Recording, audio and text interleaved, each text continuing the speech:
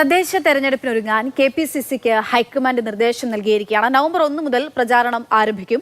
തെരഞ്ഞെടുപ്പിന് ഒറ്റക്കെട്ടായി നേരിടണമെന്ന് ഹൈക്കമാൻഡ് വ്യക്തമാക്കിയിട്ടുണ്ട്. സംസ്ഥാന നേതൃത്വത്തിന്റെ ആക്ഷൻ പ്ലാനിൽ AICC ചില മാറ്റങ്ങളും നിർദ്ദേശിച്ചിരിക്കുന്നു. സർക്കാരിനെതിരെയുള്ള ആരോപണങ്ങൾക്ക് പുറമെ ഭരണവിരുദ്ധ വികാരങ്ങളിലും ഊന്നി പ്രയത്നിക്കാനാണ് ആവശ്യപ്പെട്ടിരിക്കുന്നത്. കോൺഗ്രസ് നേതാക്കളുടെ യോഗത്തിൽ നേതൃത്വത്തിനെതിരെ കടുത്ത വിമർശനമാണ് ഉയർന്നത്. KPCC പുനഃസംഘടനാ പട്ടികയിലും DCC അധ്യക്ഷന്മാരുടെ നിയമനത്തിലുമാണ് വിമർശനമുണ്ടായത്.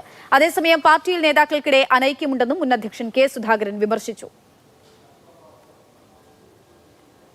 നമുക്കതിനെ പഠിക്കേണ്ട കാര്യം നമ്മൾ പറഞ്ഞു, നേതാക്കന്മാരാണ് ഈ പാർട്ടിക്കകത്ത് അനൈക്യമുണ്ടാക്കുന്നവർ. ആ അനൈക്യമുണ്ടാക്കുന്നത് നിർത്തിയാൽ നമ്മൾക്ക് അടുത്ത തെരഞ്ഞെടുപ്പിൽ നമുക്ക് ജയിച്ചു വരാൻ പറ്റും.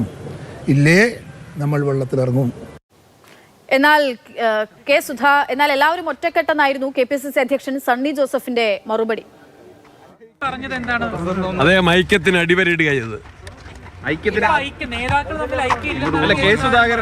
അടിവരയിടുകയത് സെക്രട്ടറിമാരുടെ പുനഃസംഘടനയുമായി ബന്ധപ്പെട്ട